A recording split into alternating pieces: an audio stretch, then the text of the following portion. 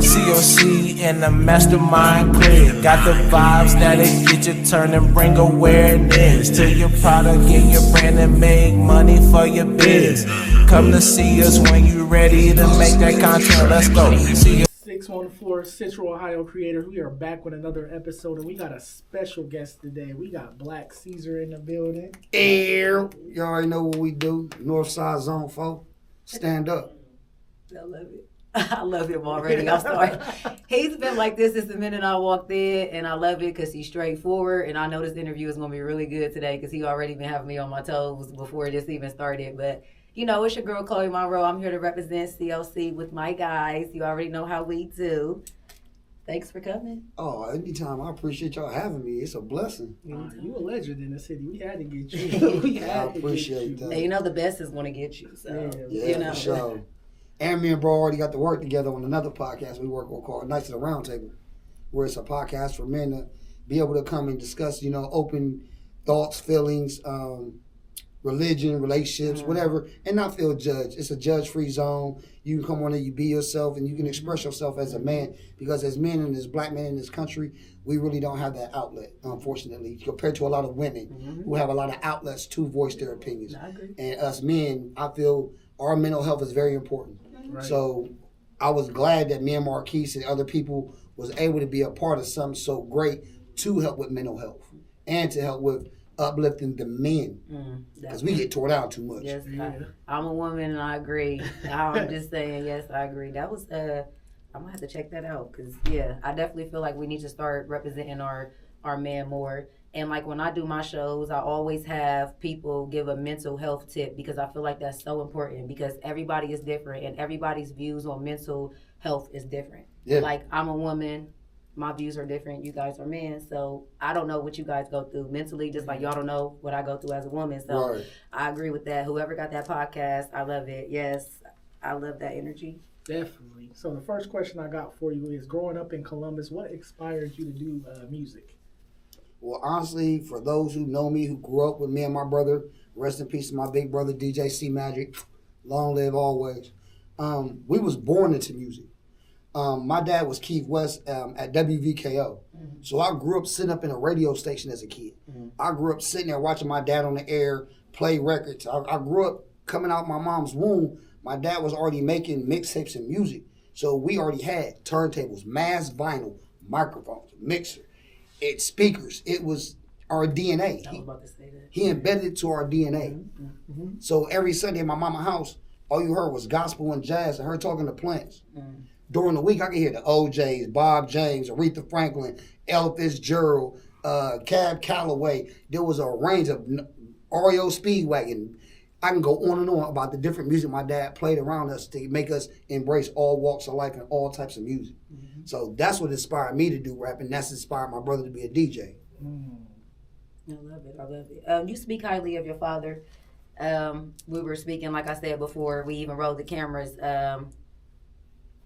I'm a daddy's girl. I'm just throwing that out there. So I like that you speak highly of your father. And like you said, you came out and it was just like, this was in our DNA. This is something that we wanted to do.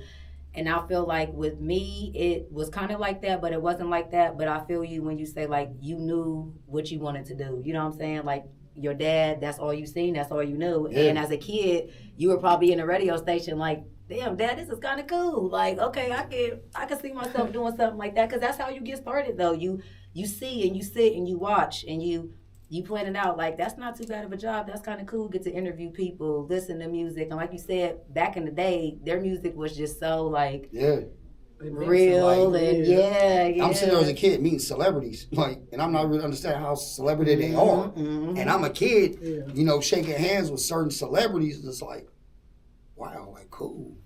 And I was like, I think I want to do this for the rest of my life. But as far as rap, I ain't gonna lie. KRS-One and Rakim is who made me want to be a lyricist.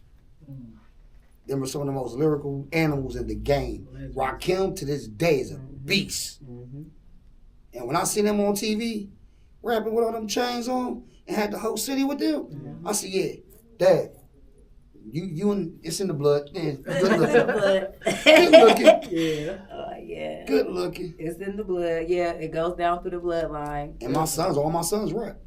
Oh, they do? All 5 of my boys are artists. Mm-hmm. My 2 older boys do shows with us. Oh, nice. Look at that, keeping it in the We're family. going to interview them. I'm not going to lie, y'all. Yeah. It feels good when I'm on stage and I can look left to right and it's my DNA. That part. And they more animal than me. I love it that they more lyrical and vicious than their dad. That's what I wanted. Mm-hmm. I don't want you to be me. Be better than me. Kind of like probably how your dad. That's probably why he kind of got y'all already in that field when y'all were younger. Because he's like, I want to set my kids up to do something better than me. But like I said, it's also something fun. And it's something that you enjoy yourself doing. And obviously your kids have looked up to you too. Because they looking at dad like, that looks kind of cool. I want to do that too. What makes it so bad is my youngest, who's about to be 21 this month, all the years he's been born, he's been stuck in the studios with me, Bizzy, and all of them. And for years, he did not want to do nothing with music. Now, when he was real little, he showed his little enthusiasm, a little freestyle, 3, 4 years old. He gets out of high school, y'all, and all of a sudden I get an inbox, and he's like, "Oh yeah, I dropped my new track." Surprise! Surprise! Surprise! I can rap that, Oh, and he's very well at it. dang. And he said he took notes from me, his uncles, and cousins, and all the local artists as legends that he grew up around, seeing and being around me and us doing music. He was like, eventually I was going to get the bug. It just hit me later than everybody else. Right. There's nothing wrong with it. So speaking of music and, you know, the way you rap and whatnot, what's one of your favorite verses you wrote and why? Because I'm sure you wrote many, but what's one or maybe 2 that just kind of sticks out to you? The verse I put on the song with me and Badass from the Dog Pound called Deep Roots that my brother produced is one of my favorite verses that I've ever wrote because it's so heartfelt and it's so true. Everything I write is true. I don't write down nothing I've never seen, done, been a part of, or been around. You will never, ever hear me say anything about a Ferrari. I ain't never had one. I can't tell you about driving a Lamborghini. I ain't never had one. Okay. I ain't never had a mansion yet. But guess what? He just told me how he drive that car out But there. I can tell you about them Chevy candy painted on phones. Honey. I can tell you about being in that trap trying to feed my kids and I know who coming first, the haters or the police. I can tell you about throwing systems and tricking out cars. That's what I did. For years, I had a shop here. Yeah. You know what I'm saying? So, like, it was different things that encouraged it, but them verses right there, they are so gut level honest. Say one for me. I want to hear it. As I look into, hold on, matter of fact. Let's get it together. Get it Right. together. Okay. Love you. Let's see how I want to do this. Yeah, A product in this unfair game. My enemies can take my pain. They shit on my name. Had them on the edge since I came. Said fuck all niggas, even niggas from my hood. Yeah, y'all bitches ain't no good. Y'all would kill me if y'all could, won't you? Gradually setting my mark up in this business. Bombing like Cordell Stewart on you cowards acting like bitches. Bitches always hate to see it. Nigga, do what you can. Like rolling with lokes, pretend to be something you know you ain't. Run around, pretend to be that nigga that you idolize. I shook hands with my foes, patronize my only allies. I'm finally realizing my life is something ain't right.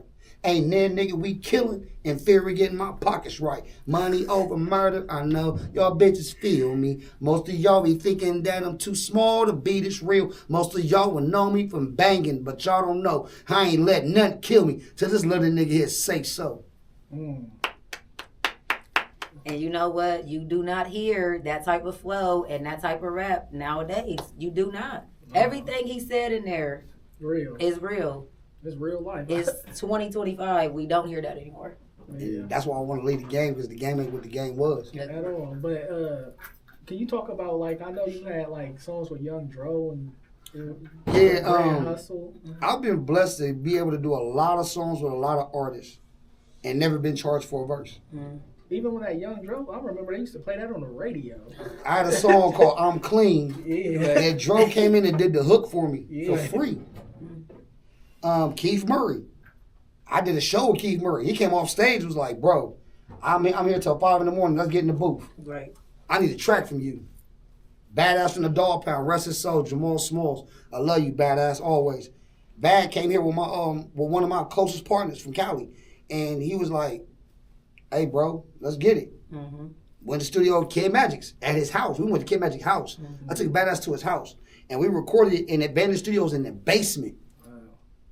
And we wrote the song right there on the spot. Didn't have nothing prepared. We did the whole song right there in the studio and recorded right there. Young Dro, Scarface, Badass in the Dog Pound. Like I said, I got stuff Keith Murray, Crime Mob. I got a couple tracks I got to do with Crime Mob. It's been an array of artists like I've got to either work with or do a song with or open up for or do a show with. It's been a blessing, bro. Like, it's been a blessing. Like, my first time on stage, I was 12 when I did my first tour. I came in the game with X-Clan. Like, X-Clan had me on my first tour, me and my brother, with Father MC and the College Boys. I met Pac like that. I met Digital Underground. I started touring with all kinds of celebrities. You know, thanks to Bizzy, all day, Mr. Rips himself. B put me in a position to where I could mingle and be with anybody I wanted almost. And he let me build that bridge. He didn't try to be a gatekeeper and not let me advance. He made sure we was kicking in the dough. He said, look, cuz I'm going to kick the dough in. Step. Yep. I know you're going to be able to hold the room. Just step in that room. That's what family posted. And he did it. I got out of prison. That man put $80,000 in my hand, was like, sign the deal. Welcome to Seven Sign Records. Cash. I'm on parole, federal parole and state. I just got out of 10. He got me on tour while on parole. I had to sign a travel permit, stacks of them signed for every city and state we hit. But B made sure that was possible for me to generate an income for my kids fresh out of prison. He didn't play the gatekeeper. He kicked the gate in for us. It was like, come on, hurry up, get in here. Let's go. It's time to go. Get in here. It's us. It's all us. So I've had a blessed career, bro, like a blessed one. Plus the gas. Gas always brings people together. Well, that just, to me, shows me the way you work as well. Because like you said, you have a lot of famous people that didn't even charge you, but that just shows that they believed in you. So that just shows me that you put in that work for them to be like, I'm going to let him have his moment because I know what this guy is about. And I'm not even going to charge him for it because I know he can get us from point A to Z. And that's a blessing. Yeah, that is. That's why I've never took it for granted. And I tell people all the time, I'm no different than you. I just punch a different time clock than you. That's all. I got the same product and headache of an everyday person. I'm not exempt from nothing. My mom died of cancer. I watched my dad die of cancer. I watched my brother die of diabetes. Like, I couldn't stop none of this, no matter how much money I made, how famous I got. It did not stop the sickness and pain and the fight my family had to fight to survive for their life. So I still get the same problems. I'm no different. I tell people, just because somebody's a rapper and got some money doesn't make them exempt from everyday life problems. And people put a lot of these celebrities and actors and stuff on pedestals. So when that pedestal gets shaky, they want to turn on the artist or turn on the actor or turn on whoever. Nah, I'm just like you, bro. I just got blessed to have a different time clock that I punch in every day than you.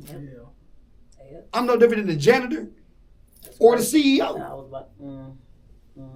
I'm not above or below the jangling keys or the sweep a floor or wipe a table off or to carry a bag while I'm on tour. I'm no less than a man to do that. But it shows my humility because I don't never want my blessings to be snatched from me. So I stay humble in all that I do. Got to stay humble. I will always be a number block, 11 deuce, HGC, rapping till I fold. You are. Yeah, that's like me. I am who I am. We are who we are. But people fail to realize, too, that celebrities are literally humans. These people are literally humans. So don't think they got it no better than we got, because a lot of them really had to put in that work. Just like we did. Now, some of them made it had it a little easy, but a lot of them had to put in that work to get to where they at, you know? And a lot of them do not have a happy life. I know. It's stressful. I learned that just from being on the road with B. Like, there was times my home was compromised. It's ruined relationships because you're on the road. It's ruined stuff because they see chicks and groupies and they think, oh, because the groupies are around you, you about that. No. Right. You ain't even got to touch a groupie and get accused. True. You got a girlfriend and you a rapper, and she see a chick all on you or whatever. She's a stage prop. She holds no significance. She don't even know me. You know me. You go home to me. You know my real name. You know my government. You know my family. You know my kids. This chick don't know nothing but the rapper. Yeah. Who was that? You know the real me. You know the real me. The real so this lifestyle can be very compromising to people when they're not careful. That's why I tell people, watch what you do. Watch what you say in public. Watch how you conduct yourself. You never know who's watching you. I've seen some of the biggest CEOs be in the cut in a club that you would never catch them in. Yeah. They having a simple drink. And you might come in there, you might be a known artist, and they might really be digging you. But because of your behavior and how you conducted yourself in the bar or whatever environment you in, it can mess everything up for you. True. In today's society with this social media, I watch people compromise everything for likes and views. Yeah, I know it's For horrible. what? It's Every horrible. day, especially here. I don't get it. Every day. I don't get it either. It's sad. Honestly sad. Was there anybody in the industry that you didn't get to work with that you would like to still? Oh yeah, a lot. For sure. I would love to get a track with Bun B for sure. Oh, I love Bun B. I got to open up for Slim Thug. I've already chopped it with Slim before. I would love to do a track with Slim. I wish I could have got a track with Dolph, rest his soul. DMX, damn sure. If I could have got a track with DMX, bro, you wouldn't be able to tell me shit. I'm sorry. He's a GOAT. Yeah. I would love to do a lot of stuff with a lot of artists. There's a lot of R&B artists I would like to work with, and country. And even rappers. It's singers and country artists. Like, But you know what? That's the best way to expand. Yeah. Get out of that comfort zone. You got to expand out of that comfort zone. Like, there's gospel artists I like to work with.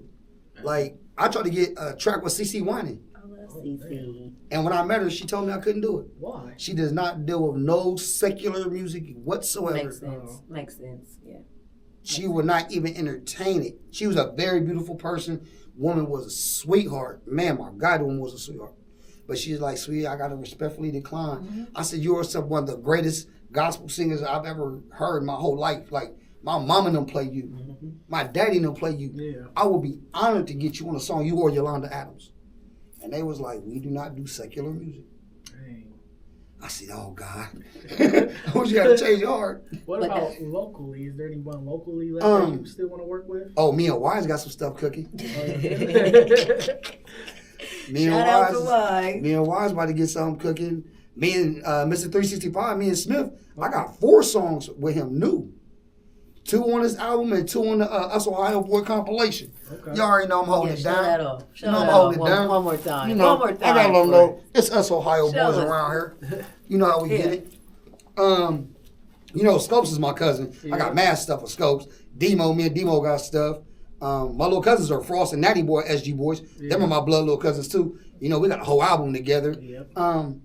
Who haven't I worked? Oh, my homegirl, Lena Bana. I ain't gotta lie. Lena Bana is one of the hardest female artists out here right now, hands down. Okay. There's not a female touching her.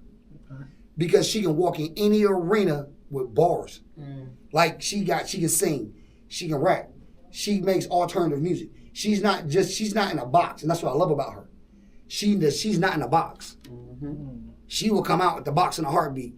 Drizzy, Mr. EO, for sure. We all label mates. Black Lean, for sure. Big Homie Loyal.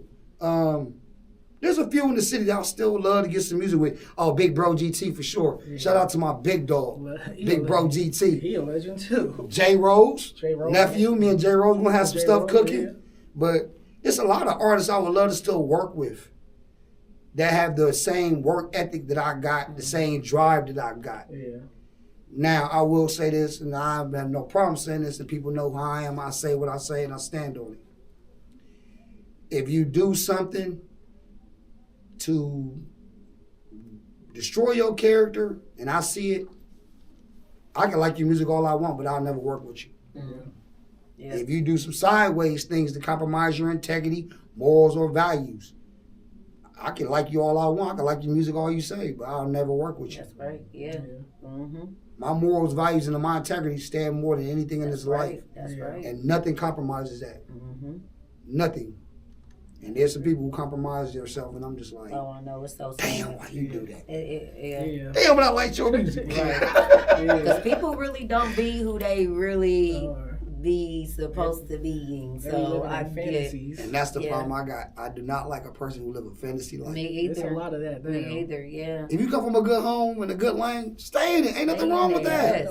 Like, why are y'all bad about that? Ain't nothing wrong with working a real 9 to 5. There's nothing wrong with that. I mean, how you gonna eat? Yeah. I mean, like, what? Like, okay, yeah. Y'all know good as what I do. Y'all seen people criticize people for having a job. Yeah, I know. Oh, he got a job, man. You a 9 to 5 ass nigga. Yeah, yeah, Sure isn't got right. and that check is regular. Right. And guess what? Yeah. My kid's straight. I'm straight. I'm not complaining. I know for a fact I'm either getting that check every week or every 2 weeks or bi-weekly, you know, whatever, bi-monthly, whatever, that money coming in. Yeah. I'm not tripping. It's just people get the streets misconstrued. They never want to tell the streets, the people in the streets, the bad parts. Like, my OGs tell me all the bad. It's going to be rain, snow, hail, sleet, sunshine. Somebody's going to tell on you. Somebody's going to steal from you. Somebody's going to cross you. Do not trust nobody in this game. Right. Family will fuck you first. The ones who are closest to you are most likely the ones that's going to try you first because they feel they're comfortable. Yep, you're right. They told me all the negative about the streets. They already showed me the good. Right. I seen it just from their everyday actions and how they got their money, how they carried themselves, how they was respected, how they respected and represented where we came from. They made sure they told me all the bad. All of it. Like, understand, these are the things that's going to happen. No doubt. You're going to prison, see? Know that. I was throwing center blocks at the penitentiary. Like, center blocks, like, Yeah. catch me if you can, gingerbread man. There's only 3 things I didn't know. When, where, how long. I knew I was going. Right. Because they told me. You on the Crash to Me mission, bro? Yeah, you going? Right. You going? Yeah. Crazy. Okay, so I have a question.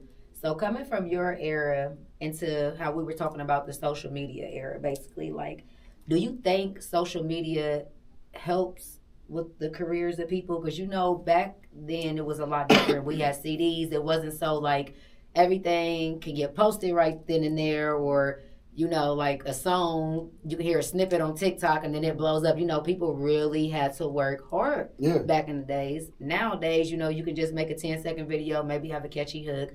Lord, don't let the kids make a dance to it. It's just blown up like that. Yeah, it's over. So do you think social media now, like, helps move it a lot quicker with, you know, the industry, or what do you think about that? I really think it's how you choose to use a tool, like a mechanic. True.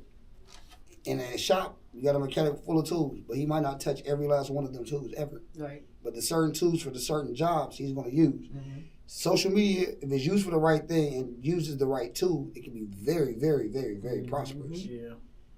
It's when it's used for the wrong is what make it shunned upon. Like,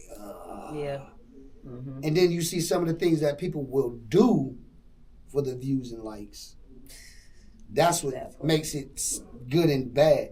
I love social media because it allows me to talk to my family so far away, network with people I've never been in a country. Right. But I'm talking to people in Africa and Switzerland and Amsterdam. Yeah. It made it easier for me to communicate, to do business. Yeah. So it's a good tool if it's used right. So to me, it's all about how you going to use the tool. Right. Right. Is this a wrench, or you need a crowbar, or do you need the pliers? Right. What do you need? Like, yeah. What you trying to work on depending on what you're going to get out of it. And that's what social media going to do. Good and bad. Yep. That's true. Good and bad.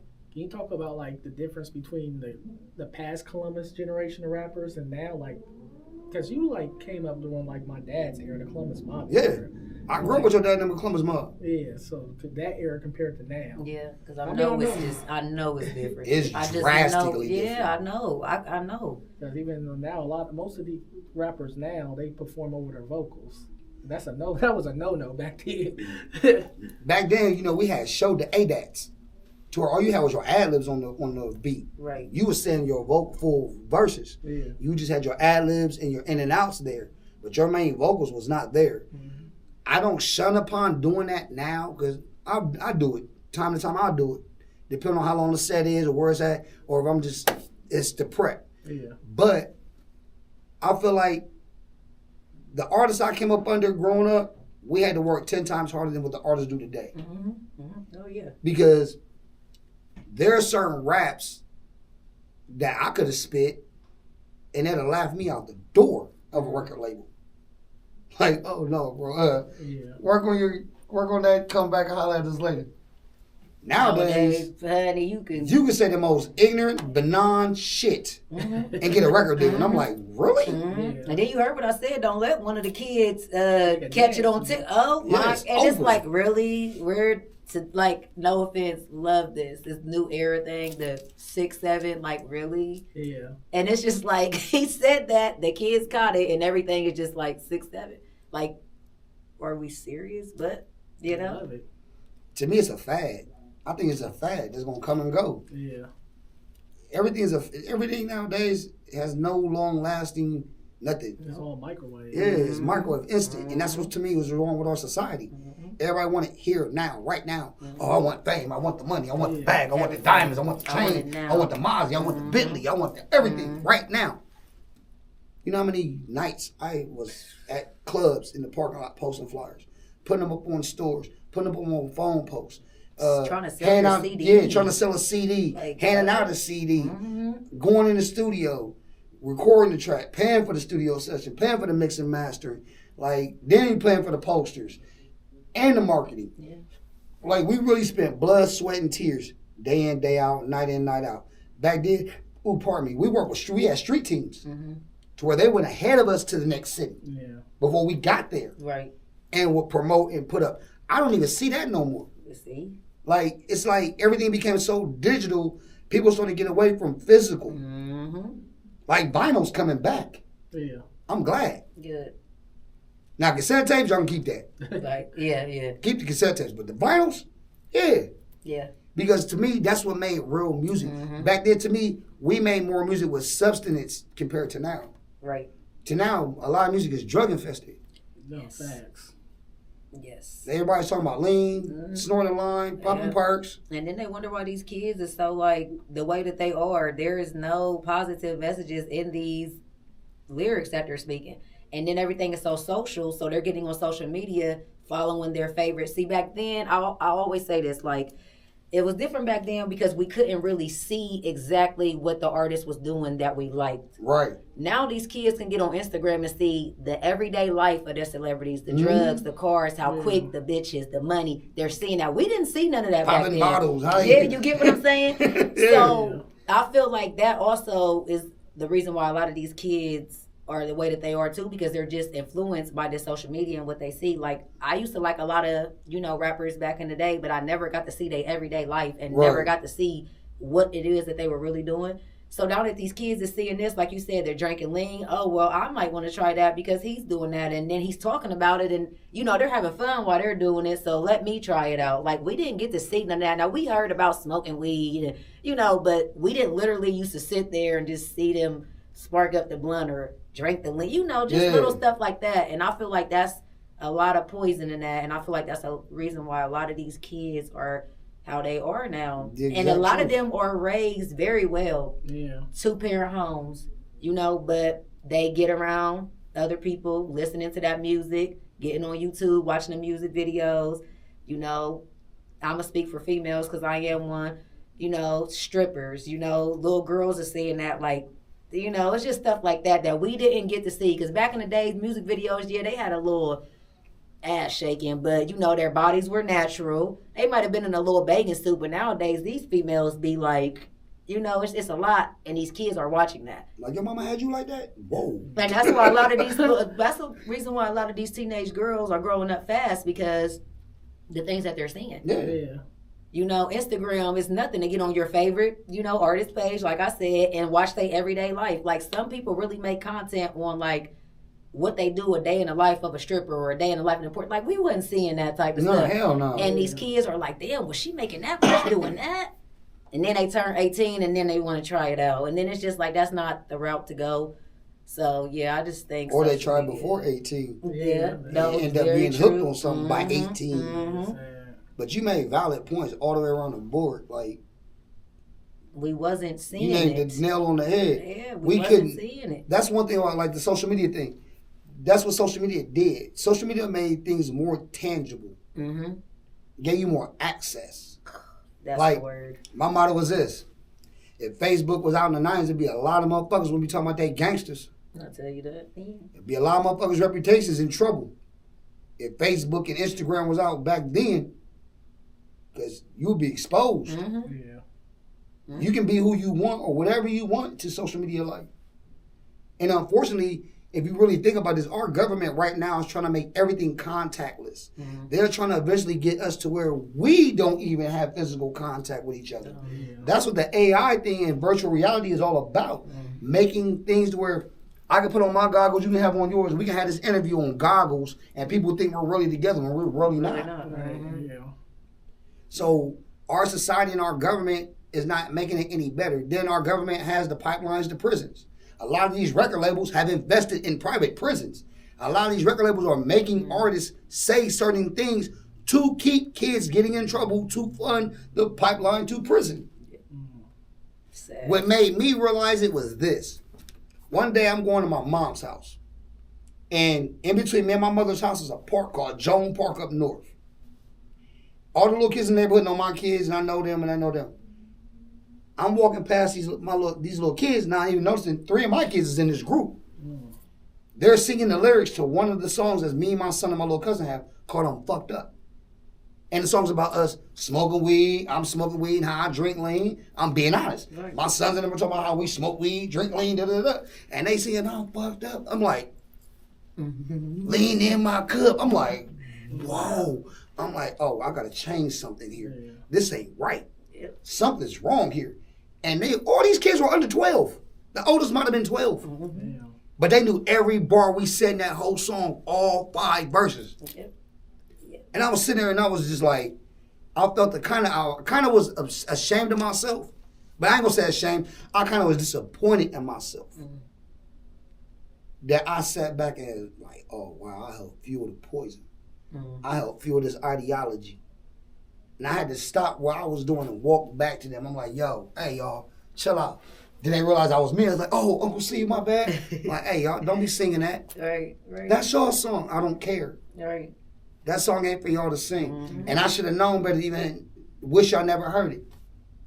Because it wasn't for y'all. But now these little kids hear that and they like, oh, Uncle C drink lean and smoke weed. It must be cool. No, bro. Hear what I just You're a did. kid. Stay in your lane. Mm-hmm. Stay in your lane. Yeah, I'm not trying understand. to be a bad influence on nobody's child. That's why I tell people in a minute, I'm not nobody's role model. Don't do it.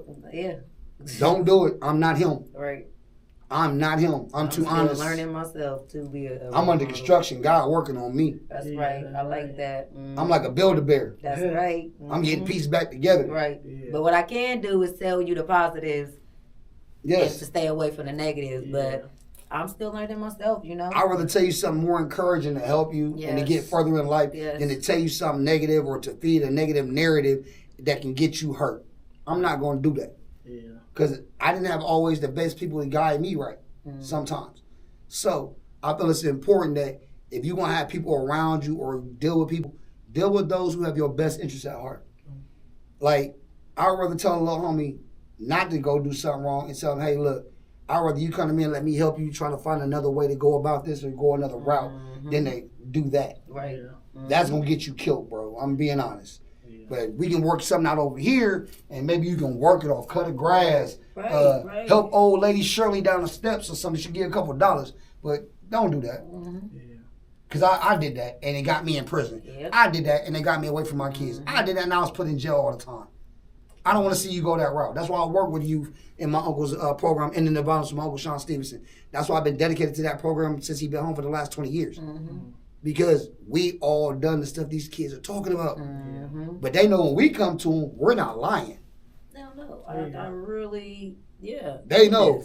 Googling. Yeah. What's going to pop up? Everything we did. Oh, yeah. He did that. He did that. It's He did that too. It's real. It's all real. It's documented fact. Not like some of your favorite rappers that lie about things that they do. Yeah. And they never really suffer the consequences behind it. This is real life. You already know what it is. Your man, Blacque Ceasar. I'm here with Central Ohio Creators. Y'all know how we get it. We get it in and get it done. Show up and show out. Make sure y'all tap in with us. Check this episode out. You already know Northside, Zone folks, stand up, we out here. Outside.